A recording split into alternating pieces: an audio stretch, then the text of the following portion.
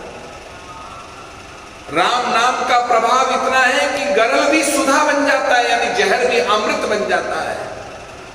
गरल सुधा रिपु करे मिताई, शत्रु भी मित्र हो जाते राम नाम के प्रभाव से। गरल सुधा रिपु करे मिताई, गोपद सिंधु, इतना बड़ा ये भव सागर अथा, गाय के खुर जहां मंड जाते हैं उसमें पानी भरकर रख दो, उसको पार करने में कितनी सुगमता है। ऐसा ये भवसागर गोपद के समान हो जाता है। अनल शीतला ही, अग्नि भी शीतल हो जाती है। इसलिए कवि कहता है, राम राम जपताम कुतो भयम सरुताप समनेक भेषजम पश्यतात मम गात्र सन्निधो पावको विसलायते अधुना। राम नाम को जपने वाले को ताप कहां लग सकता है, वही अग्नि उसके लिए शीतल हो जाती है। विष मिश्रित भोजन अमृत बन जाता है। हिरण्यकश्यप ने प्रहलाद को अंधेरी कोठरी में बंद कर दिया। श्री महाराज ने एक जगह कहा है, हिरण्याक्ष पुत्र प्रहलाद भयो जिन राक्षस वंश में राम गोचार्यो, ताहि पिता बहु त्रास गए सिर सारे सही नहीं ने कवि सारियो, होरी की झोरी में राख लियो शिव को वरदान वसंधर जारियो, रामचरण दया सिंधु राम दी राम लिया असुरा कुल तारियो।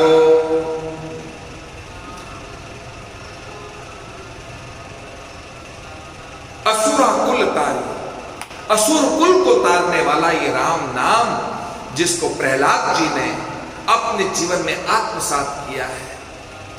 निरंतर राम राम राम राम राम राम राम राम राम राम राम राम राम राम राम की रटन लगा रहे। राम नाम की रटन लगाने वाले प्रहलाद को अंधेरे कमरे में बंद कर दिया। भूखा पड़ा पड़ा मर जाएगा भूख के मारे। इधर 56 भोग को बनाकर लक्ष्मी जी छम छम छम छम करती हुई भगवान के सामने थाल परोसा, लेकिन देखा कि भगवान के नेत्रों से अश्रुधारा बह रही। पूछा क्या हुआ भगवान,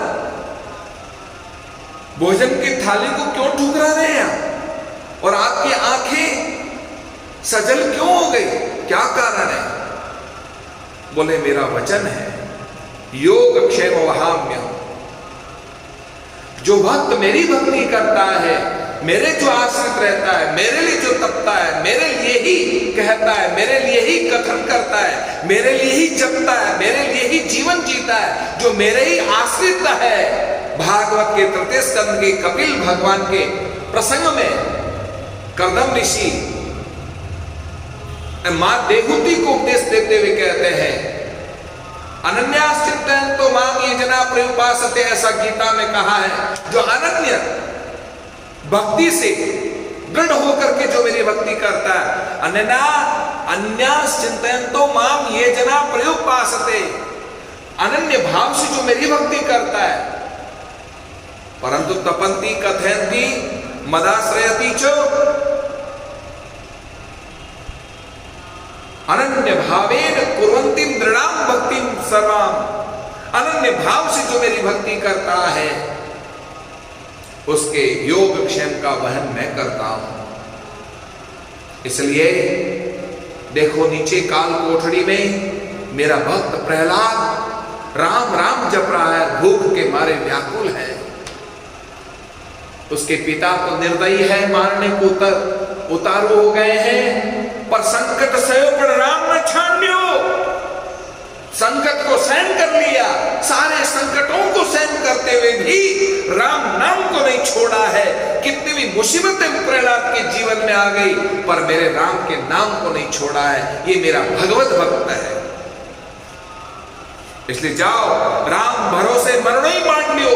जिसने जीवन में निश्चय कर लिया राम भरोसे ही मेरा जीवन समाप्त हो जाए, उसके भरोसे तो चलेगा, पर मैं राम नाम नहीं छोड़ूंगा।